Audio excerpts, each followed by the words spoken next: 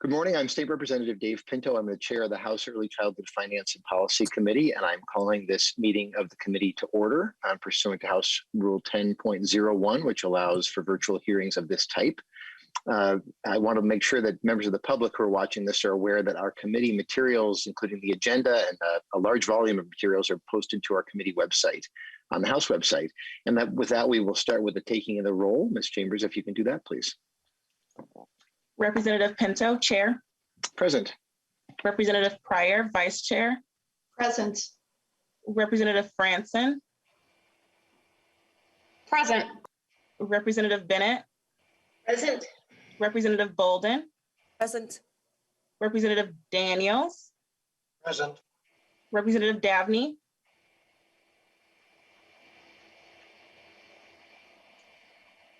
Representative Damon. Present. Representative Jurgens. Jurgens present. Representative Cochise Mattoon. Present. Representative Morrison. Present. Representative Wozlowick. Present. And Representative Wolgamott. Wolgamott, present.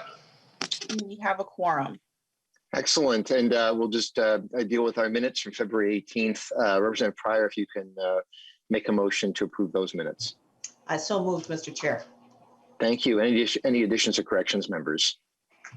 Not hearing any. All in favor of approval of the February 18th minutes, please say aye. Aye. Aye. Aye. Any opposed?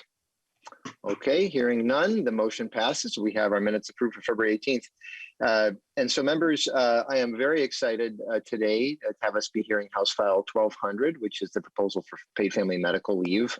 This has been a little bit of time in the making, and we're very excited to be the first committee in the Minnesota House to hear that, which is appropriate because we deal with the youngest Minnesotans and some who really benefit from this proposal. So I'm thrilled to have Chair Richardson with us today to present her bills. A reminder, members, that we heard about this proposal in general terms a couple weeks ago when we had some national expertise here in talking about paid leave, and I'm sure we'll get to that in a bit. And so first, Chair Richardson, we should have your bill moved. And so Representative Pryor, if you'd be willing to move for House File 1200 to be referred to the Committee on State Government Finance. Yes, Mr. Chair, so moved. Thank you, Representative Pryor.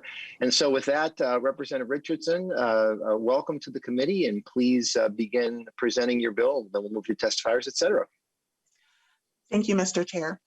House File 1200 would create a paid family and medical leave insurance benefit program.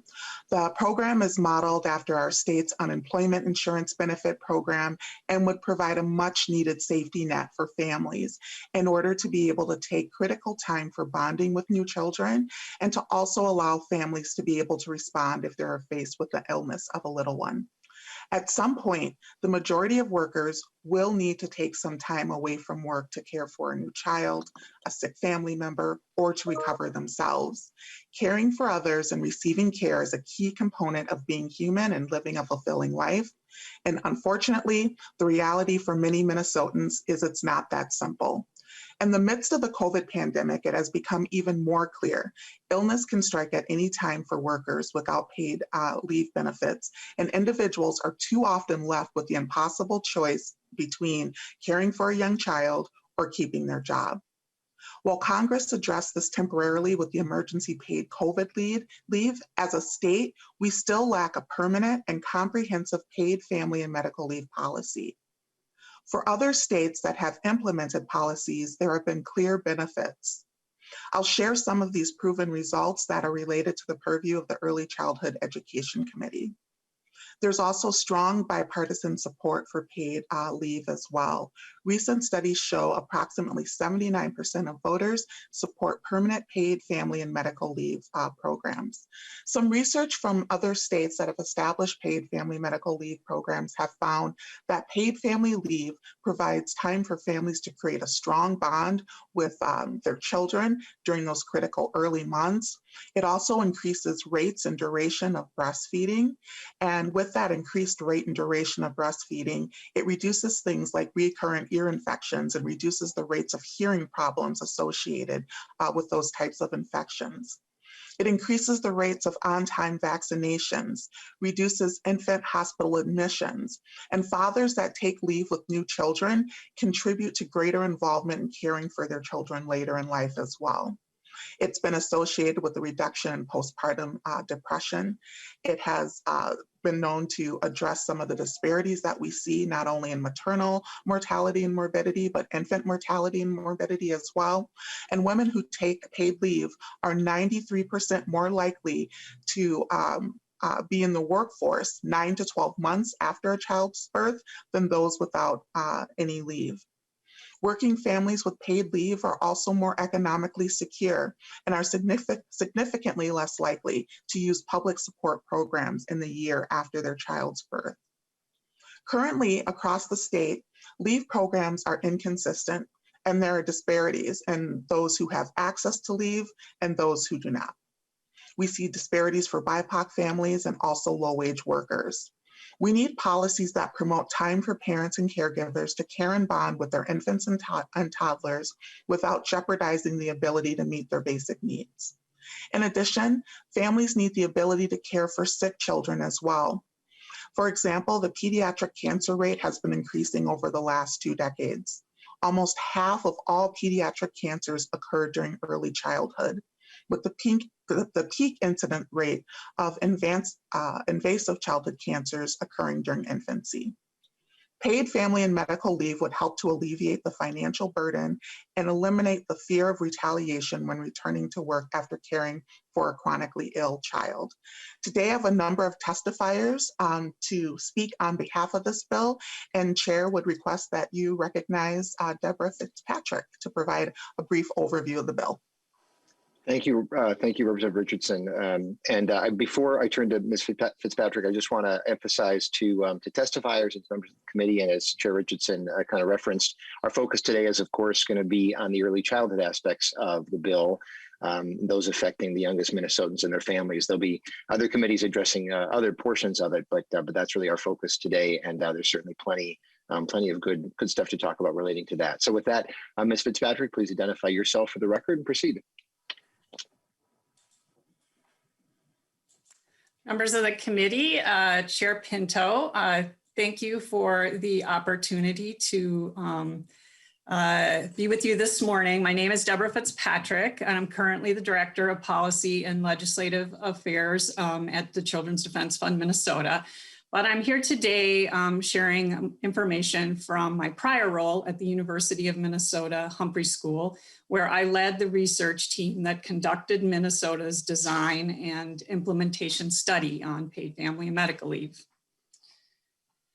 So Representative Richardson already talked quite a bit about this, so I'm just going to skip on over to the next slide. I thought it might be helpful to ground the committee in how this program is structured. It's important to note that this is a contributory social insurance program model, and that is the dominant model in 8 states across the country as well as across the world. And I think that bears repeating, that Minnesota is really building on these experiences of many other states and the world that's had decades of time to perfect this way of approaching a benefit program. Now, just to drill down a little bit on what that means, being a social insurance program, it means that most employers and workers are contributing to a state fund based on their wages. It's around $3 each for an employer and an employee per week for a median worker earning around $52,000 a year, for example. Now, there are a couple of exceptions, and those include employers with comparable benefits can choose to provide their own program, and self-employed workers can choose to join the program.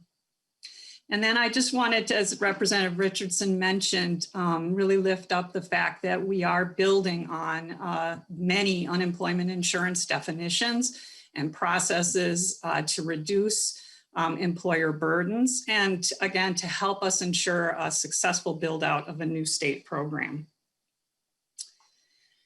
There are many benefits of a social insurance model. Among them, The benefit is portable, and that means it's not attached to a specific job or specific employer.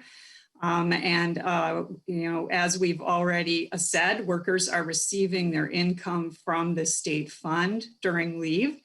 COVID has shown us how very important it is to be able to access a benefit regardless of your employment situation.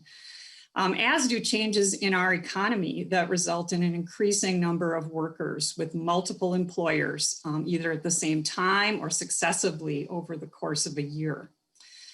This approach also keeps the costs low for everyone by spreading the risk and the costs across the whole population.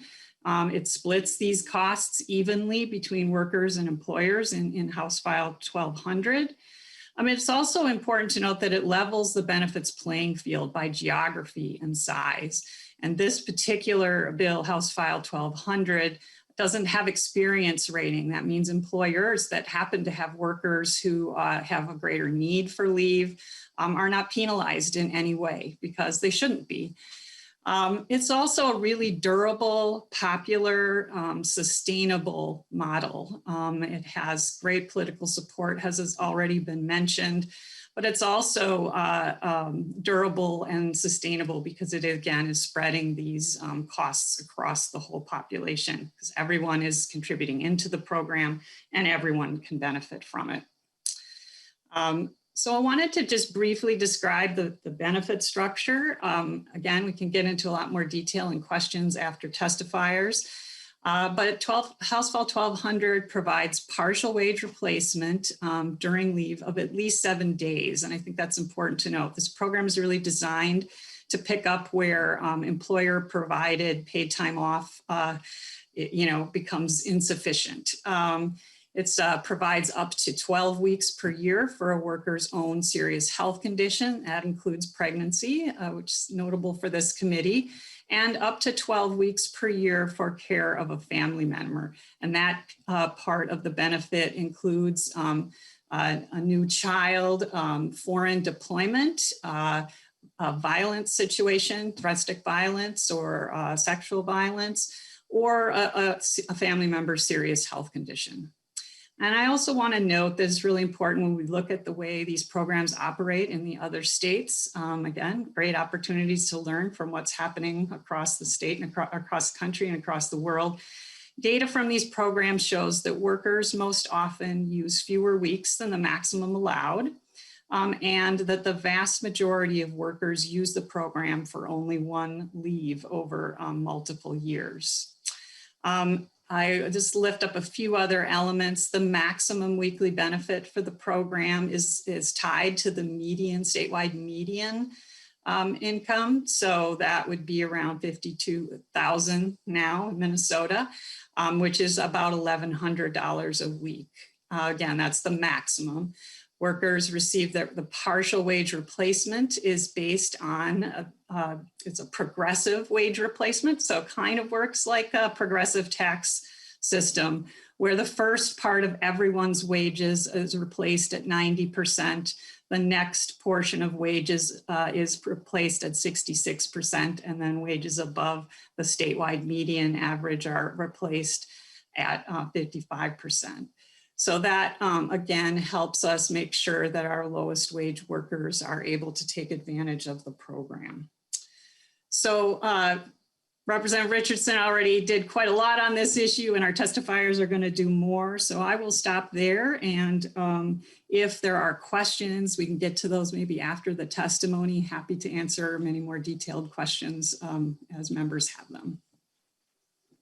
Thank you, Ms. Fitzpatrick, and members. As we've done in the past, I'm inclined to be open for any clarifying questions. Please raise your hands, but otherwise, we will have time for more extensive Q&A and discussion after all the testifiers have gone.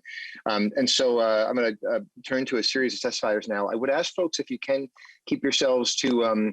I'd like to definitely say no more than 3 minutes if it's possible to do even closer to the 2-minute range. That's great. But certainly no more than 3 because we do have a lot of folks to fit in, and we'll have another bill at the end of this as well. And so first person that we have is Mr. Moore. And so if you can identify yourself for the record and then please proceed with your testimony. Welcome. Yeah, how you all doing? My name is William Moore. I am a health educator, doula, and lactation educator for St. Paul Ramsey County Public Health. I'm here in support of the paid family and medical leave, simply because it's so very important for our new families, our new moms and dads here in the state, and ultimately across the nation. As some may or may not know, our fathers take, if they take a medical leave at all, when they do take it, it happens to be during a shorter duration than our mothers. And one of the reasons for this is, not just whether or not they're allowed to, but simply put, for economic reasons, it's very difficult to really sustain a two-income household this day and age, much less a one-person income household. We know that having our fathers more involved during the birth process and all together really helps to mitigate any health and economic issues. But more importantly, anybody who's involved in early childhood development will tell you that the best chance that all of our children really have of hitting all their early childhood milestones is to have both parents actively involved in a co-parenting role. So that's regardless of whether they're directly in the home or not. And that, if I remember, once upon a time, there was a big discussion about, really closing the educational gap, in this state when it comes to Black and brown children as well, Black and brown children and white children as well. And this is one way that we can indirectly affect that, as well as reach and have a significant impact on those health disparities. With my direct experience, as a doula and lactation educator, I've taken a very direct role in not only working with families to make sure that our fathers are equipped and have the information to be actively involved in the lives of their children and our little ones, but also really taking a forefront role on really working with direct service providers, consulting and training home visiting nurses on how to better involve fathers during the birth process and on these home visiting cases so that we can have an impact on these health outcomes and all these early childhood development outcomes. I think having access to paid leave will further encourage our fathers to be able to do that with the comfort of knowing that they can both support their families, all together, and also themselves if they happen to be in a co-parenting situation where they do not live in the house, and take an active role in that development process. And I think that we need to do all that we can to really make that happen. For one, I'd really like to just kind of thank Representative Richardson for supporting this bill. And I really hope that the rest of you kind of jump on board and support it as well. Thank you very much, Mr. Moore. Thank you. And our next testifier is Barb Faber. And so if you can identify yourself and proceed with your testimony. Bonjour, Mr. Chair and members of the committee. My name is Barb Faber, and I'm CEO of Indigenous Visioning. I'm an enrolled member of the White Earth Band of Ojibwe. I'm here to ask your support of the paid and family and medical leave. I've dedicated my career to promoting collaboration with tribal communities, especially those that can improve the health and wellness of our children and families in Indian country. As you've heard, there are improved maternal and infant health outcomes when moms have access to paid leave. This is vitally important for Indigenous moms who experience long-standing maternal health disparities. We know culture plays a huge role in how women and families define health and how they interact with the health system. Having access to paid leave can help reduce the burdens and stress families experience when they engage with the healthcare system. Both from lived and shared experiences, I can tell you that the benefits outweigh the costs. It means a difference in rural Minnesota to rural families, and particularly those from communities of color and low-income families. It means the difference between keeping your minimum paying job or the ability to stay home with your newborn child or take care of an ailing parent. As a lifelong early childhood advocate that lives and works in Indian country, I can't express what this would mean for families who already are struggling. Your young family should not be forced to choose between their health and financial stability. Please, I ask you to consider this and support paid family and medical leave, and Miigwech for allowing me to testify today. Thank you so much to you, Ms. Faber, and for all of your work. Samira Bilal Robi is our next testifier. Please identify yourself and proceed.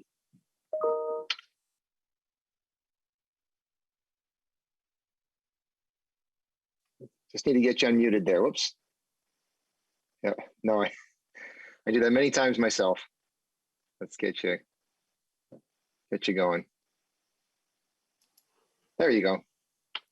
So sorry, I took up some minutes here. Good morning. No problem. Thank you. Good morning. Thank you for this opportunity to testify. My name is Samira Bilal Robi. I'm the director of the Wilder African American Babies Coalition and Projects and program manager for the Integrated Care High Risk Pregnancy Initiative. On a personal level, I'm the mother of 5, 2 of whom were members of the family I raised at birth, and the grandmother of 19. I've been involved in early childhood for 43 years. Wilder AABC works to meet the needs of all our families. In my testimony today on the Family Leave Bill, I want to emphasize 3 things: the things a baby needs, support that parents need, and what the community results should be. Evidence-based child development tells us that infants need a safe, quiet, and supportive environment. The first 1,000 days of infants are essential to their brain development, and this cannot be fully reached when their immediate caregivers are not there to connect effectively. My focus before you today is on the African American and Indigenous communities who do not have paid leave, work several jobs, and usually are in positions that are stressful and strenuous. It is therefore quite clear that they are not able to be fully engaged with their young. Evidence-based facts. The perfect milk for the baby is breast milk and an environment of singing, laughing, and reading. What is missing are parents not fully engaged in quality time to meet all those needs, returning back to work so soon, disrupting the natural pattern of parent-child bonding. The stress of poverty, which has the profound indication of disruptive brain development in infants and mental inhibition in worrying adults about finances and spending crucial time with their infants.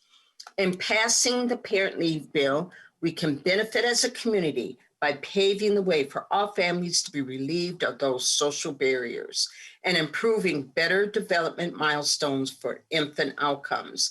In closing, I call on you to pass this bill so that our babies and parents can flourish, giving them more time to develop, to help in the developing brain they have been blessed with to nurture. Thank you. Thank you, Ms. Bilal Robi, and thank you as well for your championing through the years of our babies and our community and families too. So next is Linda Kopecki. If you can unmute yourself and identify yourself for the record, and then proceed. Good morning. My notes up. My name is Linda Kopecki. I'm the interim executive director of the Minnesota Breastfeeding Coalition, and I live in St. Paul. Thank you for your time. I'm here to speak to the direct relationship between paid family medical leave and families being able to reach their breastfeeding goals. So many of you know, and the research has proved this over and over, that having access to breast milk as a first food and having that access for the first year or 2 of life provides many lifelong health protections. Breastfeeding also provides significant health protections for the person who is breastfeeding. However, many families, primarily Black and Brown families, are faced with a choice after giving birth: going back to work so the financial bottom doesn't fall out, or spending the time that is required to establish a good milk supply and set the stage to reach those breastfeeding goals of 6 months, 1 year, or even 2 years. So as a white woman, working with Black and Brown communities to make sure that there are resources and funding and experts for Black and Brown breastfeeding families, I am certainly not experiencing the struggle at a personal level. Rather, I am a witness to the struggle through our partners like the Indigenous Breastfeeding Coalition, the Hmong Breastfeeding Coalition, Birth Equity Community Council, and other boots on the ground supporting lactation in Black and Brown communities. The statistics are very clear. There are big differences in breastfeeding rates based on geography, race, and ethnicity. But one thing these groups have in common is that breastfeeding rates drop precipitously at the time members of these communities are returning to work. For many families with little or no access to paid leave, that return to work is as early as 2 weeks after giving birth, and that's hardly enough time to get breastfeeding established. Paid family medical leave is important. It removes that very real choice between providing a foundation for lifelong health and well-being and the family's own economic stability. It allows time for parents to establish routines to ensure that all family members' needs are met.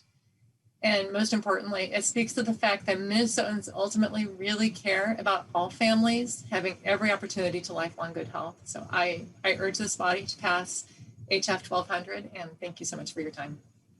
Thank you, Ms. Kopecky. Our next testifier is Margaret Skogmo. If you can unmute yourself and then identify yourself for the record, and please proceed. Hi, Mr. Chair and members of the committee. Good morning. My name is Margaret Skogmo, and I live in Detroit Lakes. I'm an early childhood educator at Laker Prep Preschool, and I'm also the mother to 3 young children under the age of 5. Today, I want to share my personal story. When I entered motherhood for the first time, I expected some semblance of paid leave, and I was disappointed to learn that my job offered nothing. And with my first son, I unexpectedly needed a cesarean section to deliver him. My doctors advised that for 6 weeks, I should not be lifting anything heavier than the baby. I should be taking it easy for my surgical recovery, and that I should breastfeed on demand to establish my breast milk supply. Although recovery had some good days, there were many days where I was in great pain, and I needed extra time to rest and recover from such a major abdominal surgery. My husband received 6 weeks paid parental leave through his position as an ELCA pastor. And without his paid leave and support, I am not sure how I would have fared on my own. Over the years, the cost of raising our growing family has threatened our financial stability. We have worked really hard to save up money, especially when I took time off for the birth of our 3 children. And for a pastor and a preschool teacher who don't make a whole lot of money, keeping up with our medical bills, saving for retirement, our children's college funds, and our emergency fund, and just our future in general without paid family medical leave made us really financially insecure. If we are to be a culture that supports and celebrates families, which I hope that we are, we must pass the paid family and medical leave bill to ensure that families don't have to stress over wondering how they're going to financially support themselves and care for their newborn. Thank you for your time and for allowing me to testify. Thank you, Ms. Skogmo. Thanks so much for sharing your experience. Next, we have the Reverend Corinne Friedman Ellis. If you can unmute yourself and then identify yourself for the record, and then please proceed. Good morning, Chair Pinto and members of the committee. My name is Corinne Friedman Ellis, and I serve as a minister at McAllister Plymouth United Church in St. Paul. And I'm a clergy leader with Isaiah. I've been fighting for paid family and medical leave since early 2019, when I was the mom of a 4-month-old daughter and just finding my footing coming back to work after a 12-week maternity leave. Even with that generous leave, with an amazing and supportive employer, and without a global pandemic raging, those early days were really hard. I pumped milk for my daughter in church youth rooms and Capitol bathroom stalls and my car. My husband and I dealt with the challenges of our child having a tiny underdeveloped immune system and a rare allergic disorder that makes life pretty complicated. Through all of it, I was able to continue working full-time because of an employer who saw me as a human being and afforded me the time I needed to heal, care for my child, and adjust to new parenthood. But others aren't so lucky. Members of my congregation have been laid off, forced to quit, or are foregoing a paycheck because of lost childcare due to the pandemic. Others return to work just a couple of weeks after giving birth or adopting a child. As a person of faith, I believe that whether we are white, black, or brown, whether we are a newcomer or we've been here for generations, no one should have to choose between family and work. No one should have to rely on the generosity and flexibility of our employers to be able to both work and care for our families. I urge you to pass paid family and medical leave this session. Thank you so much. There we go. Thank you, Reverend Ellis, Friedman Ellis. Very much appreciate that. Next is Liz Harris. If you can unmute yourself and identify yourself for the record and proceed. Hi, Chair Pinto, members. My name is Liz Harris. I'm a family child care provider in Cottage Grove and a member of Main Street Alliance. When I had my first child, I worked as a treasury analyst for a Fortune 100 company. I was provided with 12 weeks of paid maternity leave. I needed the time because I had C-sections for each of my 3 children. I only closed for 1 week after my second and third were born because I didn't want to make parents scramble for care or further disrupt the consistency that children need. I brought in another provider to substitute for me for the next 7 weeks. Both of these maternity leaves were unpaid. As a former treasury analyst, I am good with money, and while it was difficult, was able to budget for this time without pay, even with the slim profit margins involved in family childcare. But of course, you can only plan for the things you can foresee. On March 3rd, 2015, my sister-in-law, Holly Hogan Klein, was on Interstate 94 traveling to work when a semi slammed into her, causing a 9-car pileup, killing her on impact. She was 44 years old, and she was the owner of Hogan Bus Company. She left behind my brother and their 3 young children. I had just fed my daycare kids lunch that day, and I was 7 months pregnant when I received the call. I became more than an aunt that day to my niece and nephews, as I became their main caretaker. I again took some unpaid time, adding stress and financial disruption to an already tragic situation. If Minnesota had a paid family medical leave program, like the one in this bill, it would make a huge difference for family childcare providers, helping us manage planned and unplanned events and providing a level of financial security. It would help address racial and economic disparities that would make situations like the ones I've faced even more challenging. It would make the field of family childcare more attractive to those considering it and to current providers like me. As the pandemic has highlighted, our economy cannot run without childcare. This is the least the state should do to help family childcare providers stay in business and grow the field. Please support House File 1200.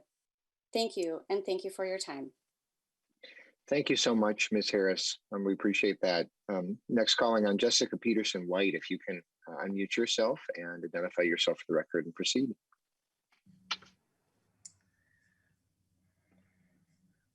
Mr. Chair and members, I'm Jessica Peterson White. I own Content Bookstore and I serve on the Northfield City Council, and I'm also a member of Main Street Alliance.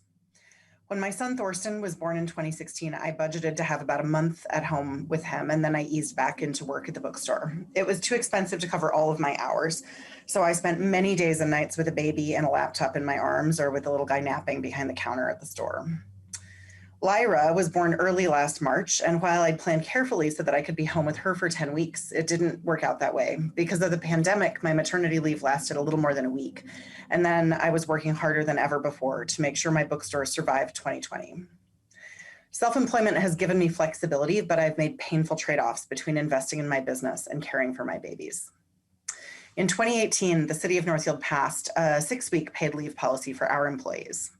We heard many stories of similarly terrible choices our city employees were facing, and all of these stories represent costs, often in replacing staff, but also in morale when people are forced to choose between what's best for their families and their jobs. We're proud of our policy at the City of Northfield, but it's not enough, and unpredictability is our biggest constraint. It's hard to budget because our pool is small. It just makes sense to ask employers and employees to contribute to a statewide fund, which would benefit everyone when they need it and protect us all from big variations in costs. Statewide paid leave insurance would also mean that Content and the City of Northfield could compete with larger employers by offering comparable benefits. And it would ensure that when one of my 12 employees has a new child or an illness, they could care for their families and return ready to work while my business had the resources to cover their responsibilities. It would make my business stronger and more resilient. I don't think anyone believes that babies should go to daycare 2 or 6 weeks after they're born, or that it's humane to force a new mom back to work at that point either. But if we're not providing a system that keeps family income steady during those precious early months, we're pretending that that is realistic. Or we're pretending that working parents can afford to skip a few paychecks. Every city employee, every content bookstore employee has a family counting on them to be both caregivers and breadwinners. Nobody should have to choose between the well-being of their child and their job. Please support a paid family leave system to ensure that all families get a healthy and secure start. Thank you. Thank you so much, Councilmember Peterson-White. We appreciate that. Next, Dr. Hannah Lixton. I hope I'm saying your name correctly. I may not be, but if you can please unmute yourself and then identify yourself and proceed. See if we have you here. There we go. Yeah, is my video coming through? It looks like it's not. Your video is not coming through. So we can try to fix that, but we can hear you. And so that may be what we need to go with.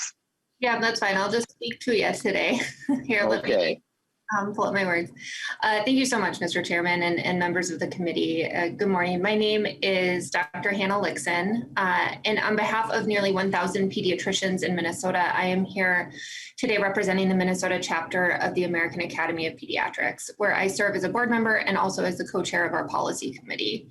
I'm here to discuss with you the importance of paid family and medical leave for the health and well-being of Minnesota children and families. We have a crisis of infant mortality in Minnesota. Babies born into Black and Indigenous families are more than 2 times as likely to die in their first year of life compared with white infants. Disparities like this result from systemic neglect of these communities from a system rooted in white supremacy. In this case, we actually have a solution. We know that giving parents access to paid family and medical leave reduces infant mortality and improves the health of new parents. But because of the same systemic racism that puts them at higher risk of illness, families in these communities are also less likely to have access to paid family and medical leave through their employers. We can save the lives of our most vulnerable young children by giving all Minnesotans access to paid family and medical leave. Parental leave, as you've heard, is associated with increased rates of breastfeeding, going to well child checks, getting vaccinations, and having timely visits when an infant becomes sick. Newborns do not have adequate protection because they don't yet have a strong immune system. And so they need immediate evaluation anytime they have a fever, for example. But if parents are back at work and don't have access to paid leave, their children are less likely to get this life-saving care. These are only some of the reasons that paid parental leave is known to reduce rates of infant mortality. As a result, the lack of guaranteed paid parental leave harms the children of our state. As pediatricians, our calling is to protect and advance the health of all children. Our children cannot speak to you directly, and so I'm here on their behalf. We need to come together as a state to ensure that every child has a chance to live, be healthy, and thrive. We can't solve this problem in our exam rooms, but you can save lives here at the Capitol. And that's why I'm here today to ask you to vote in support of HF 1200. Thank you so much for your time. Thank you, Dr. Lixon. And our final testifier is a second physician, Dr. Gerberts O'Brien. And so if you could please unmute yourself and then identify yourself and proceed. Hello, Chairman Pinto and committee members. My name is Dr. Jana Gerberts O'Brien. I'm a pediatrician with expertise in adolescent health. I'm also a mother. I live and provide medical care in Minneapolis in primary care and also provide shelter-based healthcare for youth and young families experiencing homelessness. I'm a member of Minnesota Doctors for Health Equity, and that's who I'm here today representing. Today, I stand here before you to underscore the importance of paid family and medical leave for the health of all children and families in Minnesota. By ensuring economic security to families during critical moments, such as pregnancy and illness, we create spaces for children and families to recover, to heal, and to forge lifelong bonds. When I had my own daughter as a medical resident, I was lucky to have 8 weeks of paid parental leave before returning to work overnights and weekends once more. Though the weeks were an all too short blur of breastfeeding, diapers, tears, it was an immense privilege to be able to take time to heal, to bond with my daughter, and to adjust to life as a new parent, without fear that we might not be able to make ends meet financially. These early moments were critical for my own health and for my child's health and development. Now, let me contrast this with a lovely young family I met in clinic recently. This young mother works 2 jobs to support herself and her family. Neither of her jobs offers any paid family or medical leave. When she had her baby, unlike me, she was forced to make a very tough decision. Spend the time she needs to care for herself and her child after giving birth, or go back to work so that her family has enough food to eat and can make the rent payments. She's left with no choice at all. When parents are forced to make these types of decisions, it has major repercussions for children and families. Without paid leave, parents are less likely to be able to attend recommended postpartum and well child visits for themselves and their babies.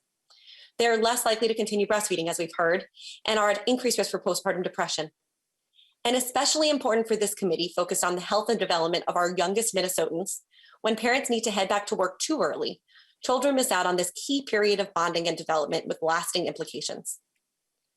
And this burden, as we heard from Dr. Lixon, disproportionately falls on people of color, who, due to a long history of entrenched inequities, are less likely to have access to jobs that offer paid family leave and are less likely to have an economic buffer to allow weeks without pay, further perpetuating longstanding disparities.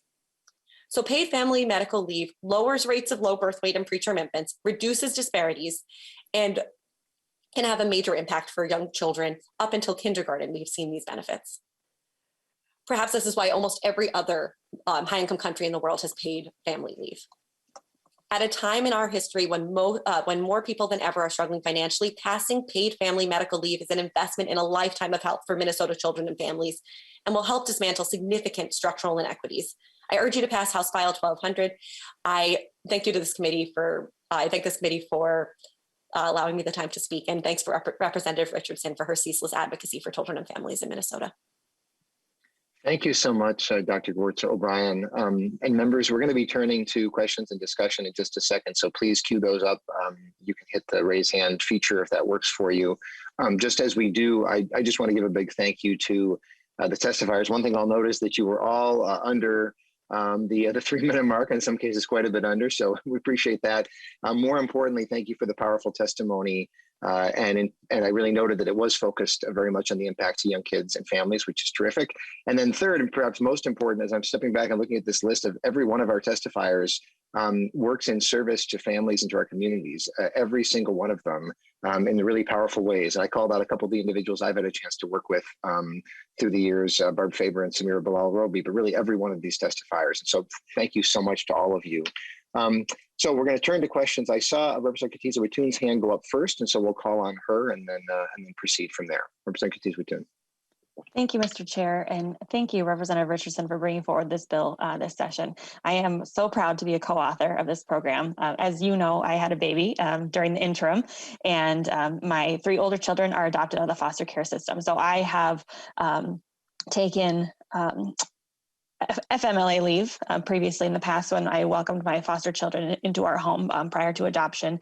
And I think that speaking specifically to foster care, I think that this opportunity for foster parents to be able to stay home and still receive some income while they're bonding with new children that they're welcoming into their family could make a huge difference in the number of parents who choose to participate as foster parents in the state of Minnesota.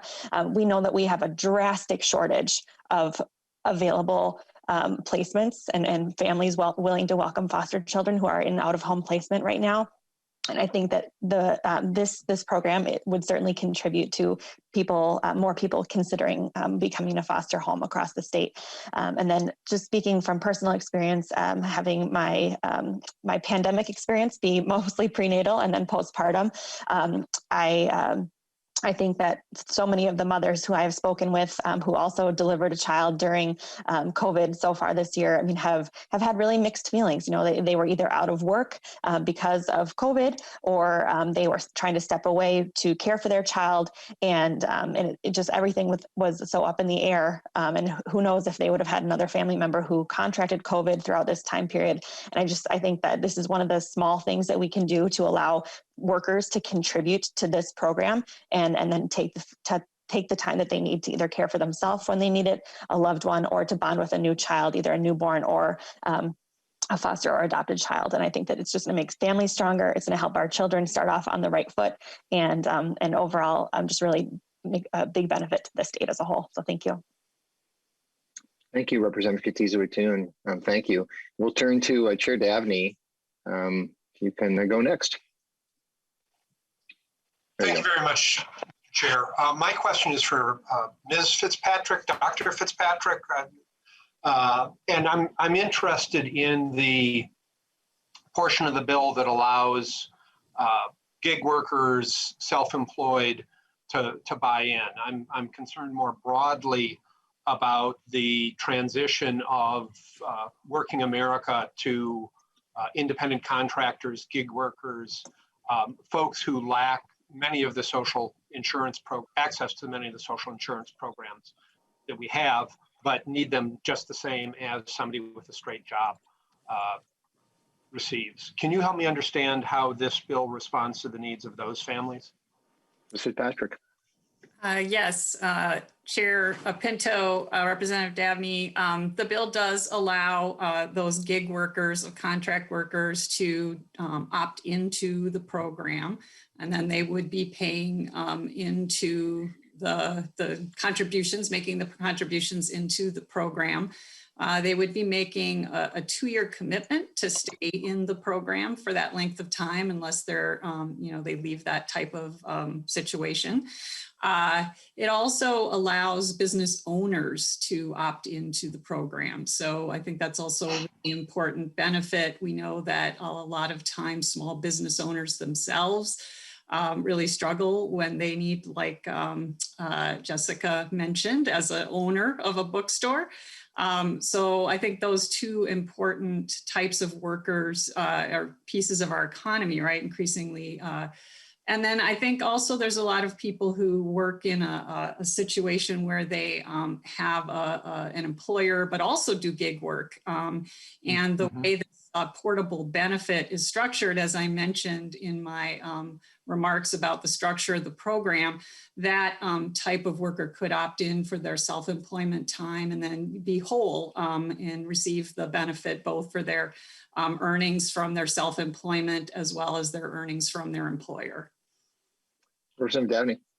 Mr. Chair, Ms. Fitzpatrick, thank you for walking us through that. I appreciate that the bill is keeping up with families and work and the economy of today. You make a very good point about folks who may be working part-time or full-time in a straight job and then have, what might be affectionately referred to as a side hustle, but it actually helps pay the bills.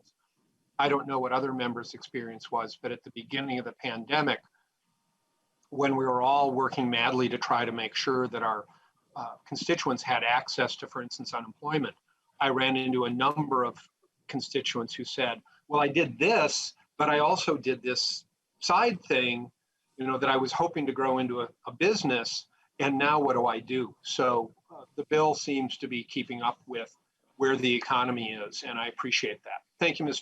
Fitzpatrick. Thank you, Mr. Chair.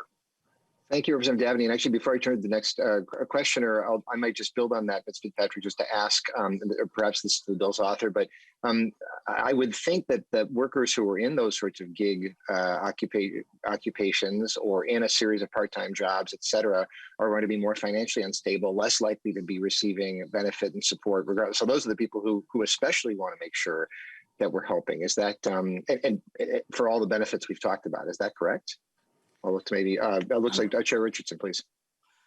Yes, that is absolutely correct, Chair Pinto. We know that access to leave is inconsistent across the state. And so really being able to help support those individuals who are falling through the cracks, that would include those gig workers for sure, and a large proportion of our lowest income workers within the state as well. I would think the ones we would need to be most concerned about. Ms. Fitzpatrick, were you going to add something on that as well? No, I would just say to the point we talked earlier about how this program is really attempting to build on our learnings from unemployment insurance. And during the pandemic, we did, the federal government did offer that opportunity for these types of workers to receive unemployment insurance. So we have, again, some great learnings there around how to provide this kind of benefit. And again, it's consistent with this movement towards creating that safety net for those workers that are increasingly contractors. Thank you. Representative Pryor. Get you Thank you, unmuted. Mr. There you go. Chair. Yes, I made it. Well, and I do have to echo the thanks to all of the testifiers here today. And you, so compelling and so rich in the stories that you're telling us and how we really can connect up what we've already heard as a committee in terms of just the importance to those newborns, to those infants in those first weeks that the 4 weeks would cover, the 12 weeks, I'm sorry, 12 weeks would cover. All the, you know, I'm picturing those graphs that we had about those infant brains starting to be formed and thinking of that ability for a parent to be there in a safe and secure situation where they can be responsible for that nurturing. And I do think back to the birth of my first child, which is this week, 40 years ago.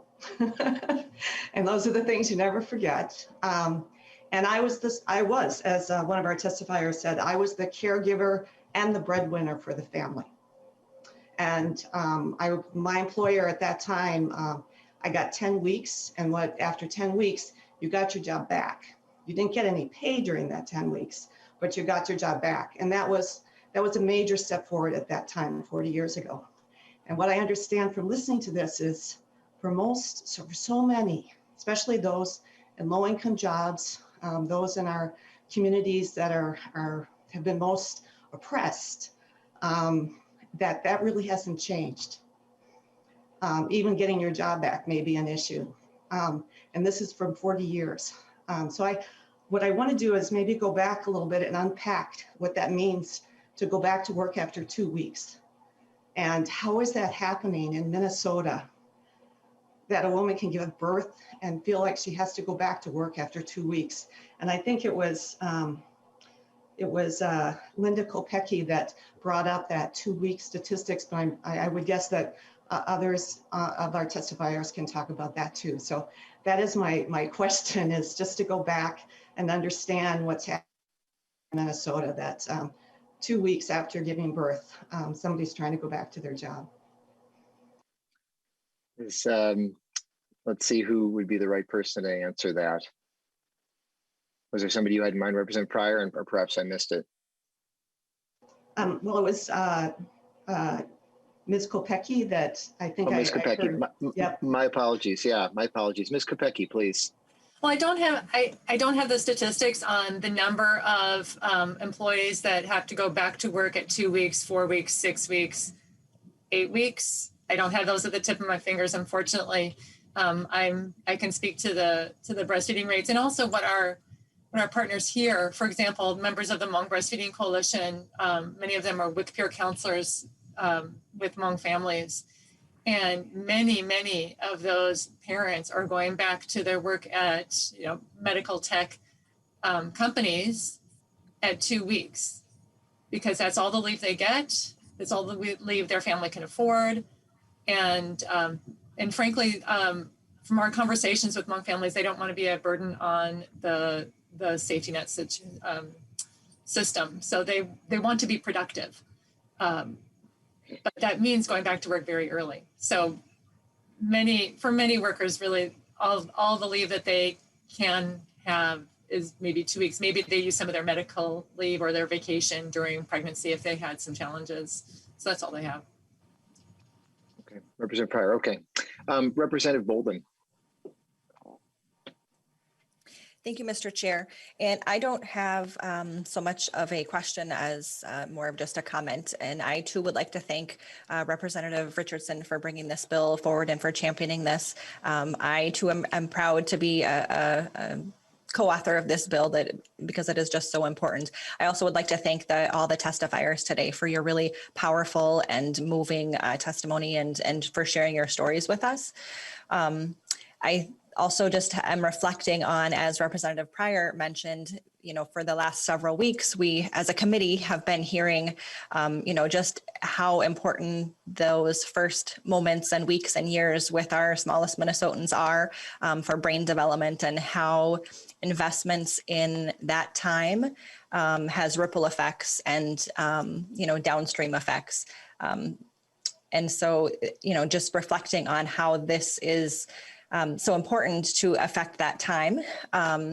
Also, it strikes me, in a time when many of us individually and certainly as a state, we are thinking about how we can take steps to improve and rectify the many racial inequalities we have in our states and in our society, that this is an actionable and tangible step to do just that. As we have heard, through the testimony and stories today, that this is in many ways an equity issue, that there are folks in Minnesota that already have this benefit and are taking advantage of it. And there are many folks who just don't. And there are certainly racial disparities within that context. And so I appreciate the work that you are doing, Representative Richardson, to move this forward, and just cannot overstate how important this is. So thank you. Thank you, Representative Goldman. Representative Jurgens. Thank you, Mr. Chair. This bill is intended to make several different stops in several different committees. And as you said at the outset, Mr. Chair, that the role of this committee is to take a look at the early learning, the early, the youngest ages of the children. So my question, one of the discussions that we've had in this committee has been on the cost of childcare and the wages that childcare workers receive. So my question is, how does this bill, if it does, how does it address that? Does this help the childcare workers receive more income? Does it help decrease the cost of childcare or increase the cost of childcare? How does this bill impact those two things, please? And I know we've got at least two testifiers who work in that sector, but I'll kind of look to Representative Richardson or to kind of decide how to who you wanted, unless you have a specific person in mind, Representative Jurgens, but otherwise, Representative Richardson, I guess we'll start with you and then go from there. So Representative Richardson. Thank you, Chair Pinto. I think one of the really important things is it's a timing issue that we are talking about as well as it relates to kids going into childcare. So I think that it's a complex issue that we could look at from a couple of different perspectives, but being able to have families have that initial time for the bonding and to be able to have more time to help support that healthy brain development and ensure that breastfeeding and all of those things are happening. If you have the ability to have the funds to do that, it's going to delay the time period in which kids would be entering they would be entering childcare. So there would be some benefits there for families for sure. And I'll defer to any of the other folks who work within the childcare field if they would want to speak about this from their perspectives.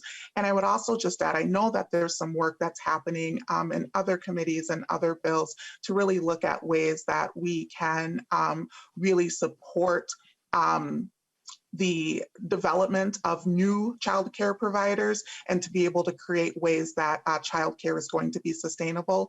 Because as one testifier said as well, what the COVID pandemic really highlighted for us is that without a child care system, everything collapses within our economy.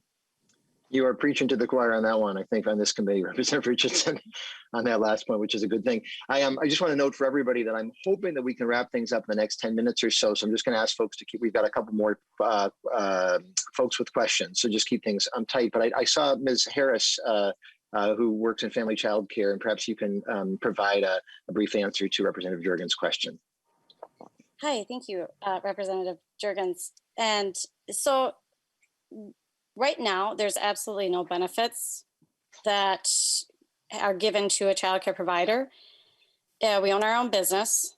And the way that I look at this, when I looked at the financials behind this bill, there would be a cost to providers, but not at the level, it would be at a level that we could afford it.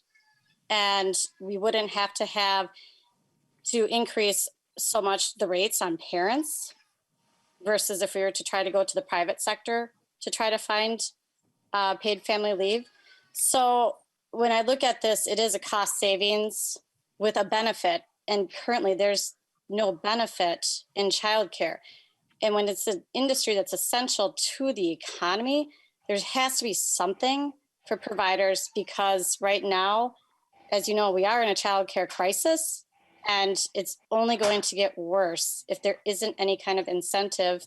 And I say incentive in that it really is not that much money if we can get this passed. So I hope that that answers some of the questions surrounding that, because we don't want to increase on parents because they already pay a lot in childcare. Right, now, that's my point. Representative Jurgens, please. Yeah, and that was my point, is we've talked about that in this committee before, about the high cost of childcare and the low wages that I'm thinking more, Ms. Harris, is in the daycare centers. But, you know, you might have the same situation if you're hiring people to work in your in-home daycare as well. And in order to increase the wages that daycare workers are able to make, generally is going to increase the cost of childcare to the parents. And that's what we're trying to avoid. We're trying to make it more affordable on the parents and the families, but also a greater wage on the part of the childcare workers. And so my question was, how does this bill address that? And you know, if this program increases the cost to the employers, then that's not going to help increase the wages of the employees, and it potentially is going to increase the cost to the parents. So I guess that's what I was getting at with my question. I think Ms. Fitzpatrick is eager to jump in, but I'll ask you to keep it real quick if you can, Ms. Fitzpatrick. Yeah, I mean, I think it's just really important to acknowledge that employers are paying costs now. It's just that it comes in unexpected ways, in waves, to Ms. Harris's earlier comments. Childcare providers are having to replace people who quit because they need to take a leave. They're experiencing costs, and all employers are experiencing costs because people take leaves and need to take leaves. And so this program really just kind of makes spreads those risks across the whole population, makes the costs more predictable, I think, is part of what Ms. Harris was kind of mentioning around a predictable amount you put in. So then when you need it, it's there. And I'll maybe just note, given the cost to society of infant care, I mean, that's really, I think to a certain extent, it ends up being the preschool kids who are more subsidizing infant care. We've kind of heard that in the presentations. And so just the more weeks the parents are with their children, that just makes the economics of everything work out better, would seem to me. Representative Bennett, we'll go to you. Thank you, Mr. Chair. Excuse me. So I just have a question about the cost per employee and for the business and the employee. One of our earlier testifiers mentioned that it would be about $3 a week for the employee and for the business. And I just did a little simple math, and roughly that would bring in about $300 a year per employee.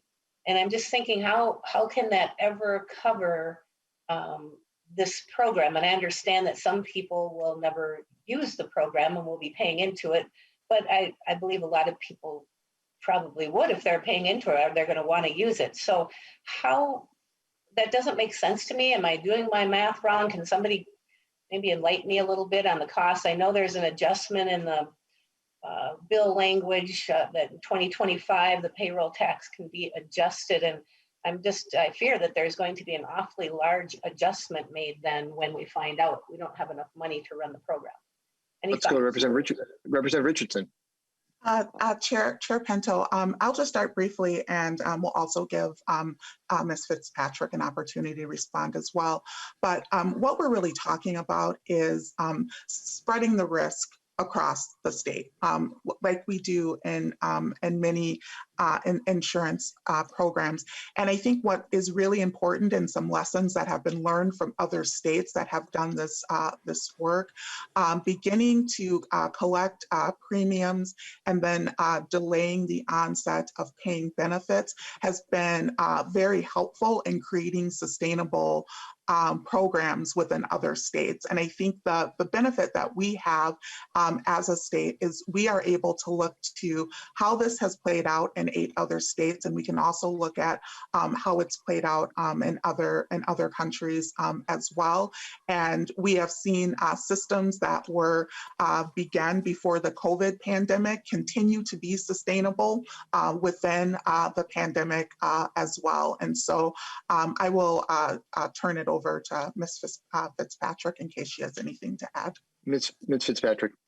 Yeah, I know we'll be talking a lot about cost modeling when we get to the finance committee, so I don't want to spend a lot of energy here, but I will say that the cost modeling that we've done is the same cost modeling that, as Representative Richardson mentioned, has been used in multiple states.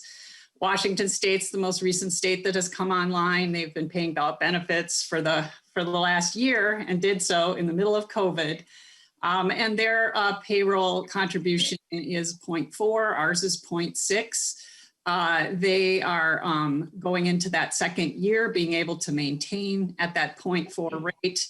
Again, I think the math works because only around a certain percentage of the population is taking one of these leaves, accessing benefits in a given year.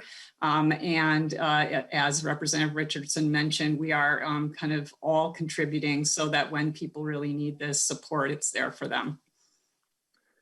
Representative Bennett, follow up on that? Mr. Chair, just another quick question that's similar in line here. So the other issue I wonder about is in factoring in the costs of this and make sure we have reality here with what we're dealing with.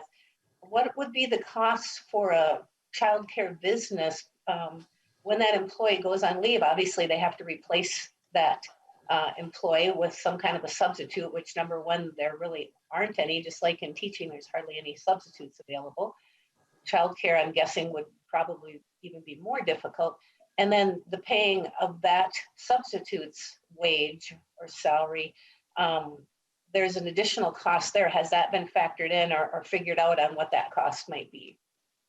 Representative Richardson. So I would just say right now, when people are out on leave, companies and organizations already have costs right now.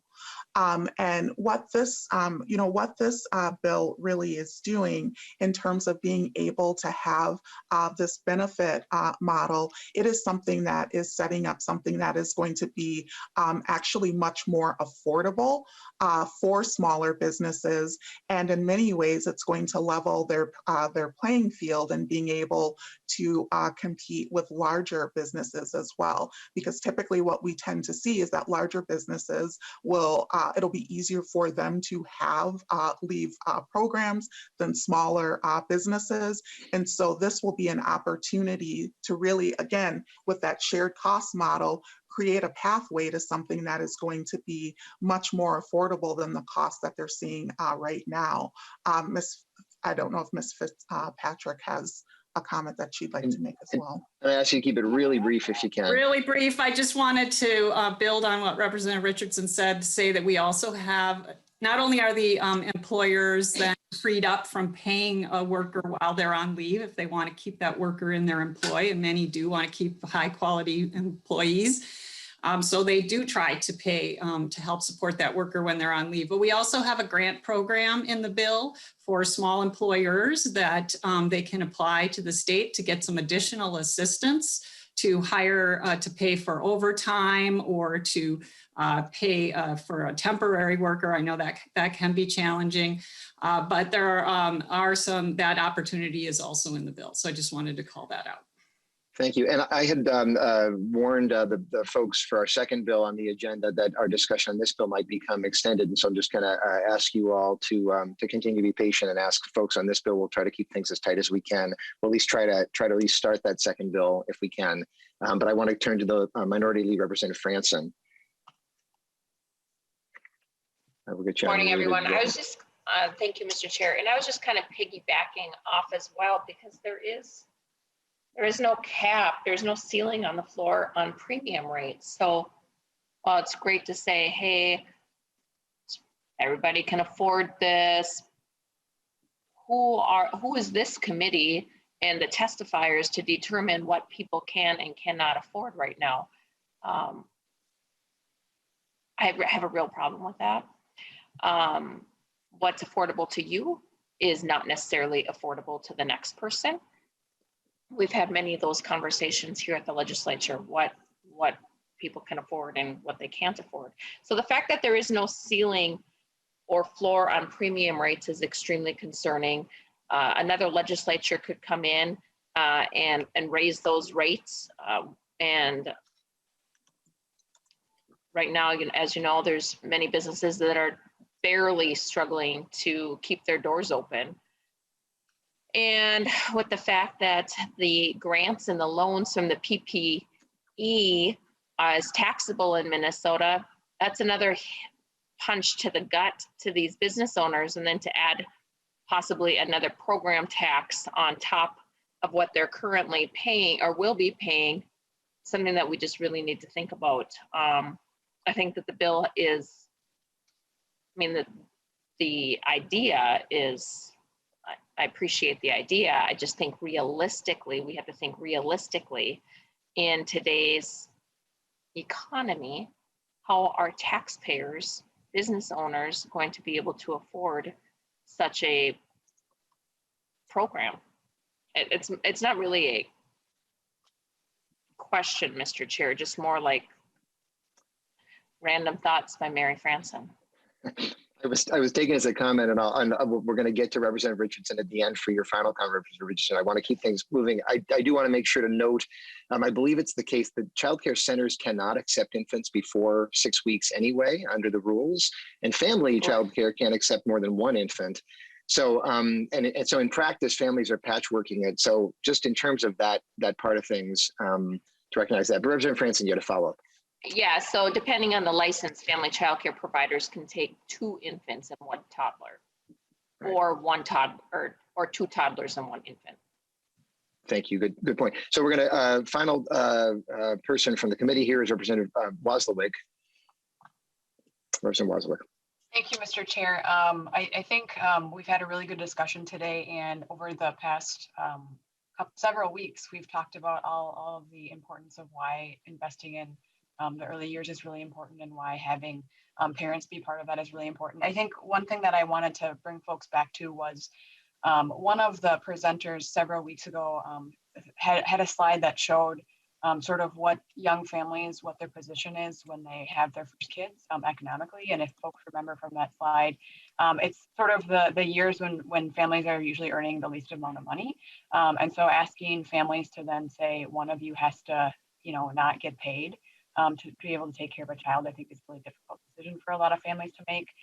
As a person who works in childcare, I've been around families who have had those discussions, coworkers who have had those discussions about whether they're going to continue to work. And these are some of my coworkers, right, who are working in childcare.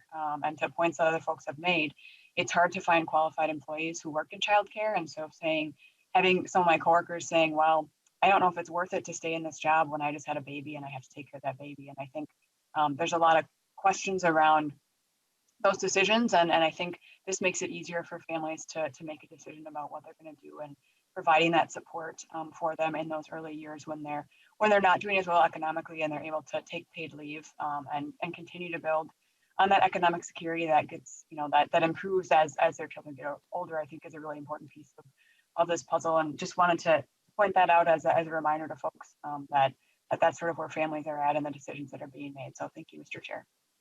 Thank you, Representative Wasilewicz. And before I turn to Representative Richardson, I just want to note that it seems like Democrat, Republican, Greater Minnesota, Metro, Suburban, like we all agree that parents should be with their kids in those critical early weeks. I feel like I just hear that, I picked that up. It's just critical. And it seems like there's probably nothing more critical as a society. In fact, we want especially low income, but all children, right? All new babies should be with their families and with their parents in those critical early weeks. And we should do everything that we can. And really, I'm grateful to you, Representative Richardson, for advancing this to make sure that happens. on behalf of all of us. So I'll turn to you for final comments before the vote. Thank you, Chair Pinto. And just one thing that I wanted to highlight before getting to my final comments, the question from Vice Chair Pryor around returning to work in 2 weeks, according to the Department of Labor, it's 25% of families are being faced with that, of having to return within that 2-week period. And I think, Chair Pinto, what you really said is really key. The key to this bill is the fact that it is universal. We don't have sort of two systems of where some people have access to really be able to create an environment and an opportunity for their infant to be healthy and thrive. This is about ensuring that all working families, regardless of where they live, how much money that they make, that they have that opportunity, that we all agree that they deserve an opportunity to be with their child during those critical bonding period times, to be able to set up their child for the best possible health. And so that we're moving past the survival mentality to really being able to have families thrive. So thank you for the opportunity to present the bill today, and I ask for support. Thank you, Representative Richardson, and all your testifiers. So with that, Representative Pryor renews her motion that House File 1200 be referred to the Committee on State Government Finance. And Ms. Chambers, if you can please take the roll.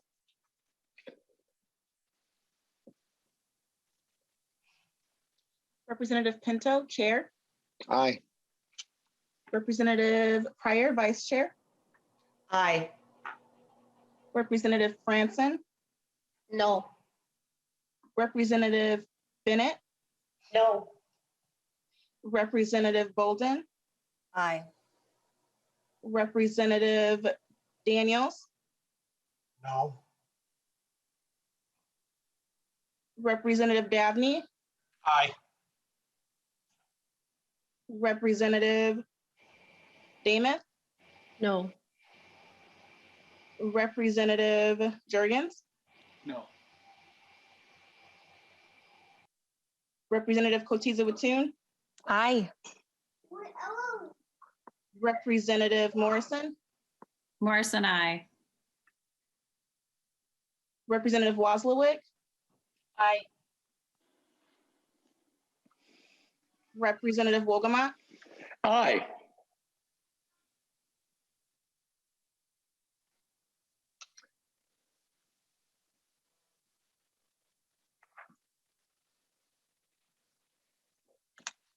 We have 9 ayes and 4 nays. Thank you, Ms. Chambers. And with that, the motion passes and prevails, pardon me, and House File 1200 is referred to State Government Finance. Congratulations and thank you, Representative Richardson. And again, thank you to your amazing slate of testifiers. We really appreciate it. I want to apologize to Representative Howard. We're going to make it through as much of your bill as we can. Representative Pryor, I'll ask you to move that House File 316 be placed before the committee. So moved, Mr. Chair. Thank you. Representative Howard, if you can please begin the presentation of your bill. Thank you, Mr. Chair, and no apology necessary. I don't serve on a committee that's going to, I think, hear the previous bill, so I was glad to, it felt like extra. So anyways, thank you, Madam Chair, or Mr. Chair and committee. I'm here to present a bill that I presented to this committee about a year ago to the day to provide a grant program to support our family, friend, and neighbor childcare providers. And if only we would have known a year ago just how important our FFN childcare providers would be in the midst of this pandemic. It's really underscored the necessity of support for our FFN childcare providers. And for members that aren't familiar with the term, family, friend, and neighbor childcare providers offer legal, unlicensed childcare to thousands of families across the state. They're frequently the choice of care for parents with infants and toddlers, parents in diverse culture and ethnic communities, parents in more rural communities, and those who work non-standard hour jobs. The high cost of childcare and shortage of childcare slots means more families are turning to FFNs for care. And just to give you a few statistics, nearly 40% of children aged 2 and younger are cared for in these settings, 25% of children aged 3 to 5. And overall, over 200,000 children in total across Minnesota. So this is a significant section of children receiving care in FFN networks. And in particular, as I mentioned, BIPOC families, immigrant and refugee families, families in rural Minnesota often are cared for in FFN networks. This bill would create a grant program to provide support and resources for our FFN networks to promote social emotional learning and health development, early literacy with a focus on school readiness, and foster community partnerships. And so that these networks have the tools they need to provide care to our youngest. And there are effective low-cost models for FFN support that have been functioning for several years. And we'll hear about that with some of our testimony. And at the state level, we really have an important opportunity, a necessity, I would argue, to support these networks, to expand, to strengthen them, because without doing so, I really think we're kind of doomed to see some of our inequities in our child care system persist. This is a critical way that we at the state level can step up to support childcare providers that are stepping up in so many ways for all young people in Minnesota. With that, Mr. Chair, I would turn it over to my testifiers. I believe Fabiola is our first testifier. Yeah, and I just want testifiers to know we have got to end strictly at 10 a.m. And so we're going to move as quickly as we can. I want to note for members the connection between the two bills we're hearing today, and that many parents, new parents, are going to be using these methods of care for their kids in those critical first couple weeks of having sometimes it's going to be a neighbor or friend. And so, as I say, testifiers, you can keep yourself really, really short if you can. My apologies. So first, Fabiola Martinez de Estrada, and if you can identify yourself for the record, unmute yourself and proceed. Good morning, Mr. Chair and the members of the committee. My name is Fabiola Martinez de Estrada, and I am co-founder of La Red Latina de Educación Temprana, which means the network of early childhood education in Spanish. La Red is a group of Latinos leaders making healthy change that benefit children and members of Latino community living in Richfield, Bloomington, and across Minnesota. Established in 2013, La Red develops community-driven solutions to support healthy child development and early learning opportunities for children whose families show and or need for care family members, friends, and neighbors. We do this by providing culturally relevant early childhood trainings, capacity, and learning development for Latino childcare providers who deliver the quality highs possible and support school readiness. I want to express my gratitude for the family and friends and neighbors, provide grant programs, build, house, and fire 316 the activities that we found through this grant program. We are the same activities that we know work for the families of the FFN providers in our network. I'm proud to represent our family, friends, and neighbors network, and happy to respond any questions you might have for FFN Care or La Red Network. Thank you so much. Thank you so much. Ruth Evangelista, you are next. Please unmute yourself and identify yourself. And again, if you can keep it real quick. Good morning, Mr. Chair and members of the committee. My name is Ruth Evangelista, and I'm also a co-founder of La Red. Families across the state are using and choosing family, friends, and neighbors to care and provide learning opportunities for their children. Some because they want a caregiver who shares the cultural background, and others because there is a shortage of childcare across the state. We know 40% of Minnesota's infant and toddlers and 25% of preschoolers are cared for by family, friends, and neighbors provider. Yet, there is very little support for family, friends, and neighbors provider. Our members have to figure out how to provide safe care during the COVID-19 pandemic with no state or federal support. And based on data from the Home Growth Fund, almost half of FFN providers closed during the pandemic. It has been an ongoing challenge for FFN providers to have access to the supplies and materials, including cleaning, supplies, hand sanitizers, masks, and nutrition food needed to continue to operate and provide safe and high-quality childcare. The providers in our network are doing the best they can with no resources and very limited support. We support House File 316 and hope this grant program will begin to change the discussion to ensuring every Minnesotan child has access to high-quality care and learning experience, regardless of who is providing their care. We have been connected with the community of Worthington and Rochester, expressing interest in starting an FFN network, but funding is essential to give these communities the resources necessary to begin. Thank you, and I'm happy to respond to any additional questions you have. Thank you so much. Ms. Bolfer, you are up. If you can unmute yourself and identify yourself.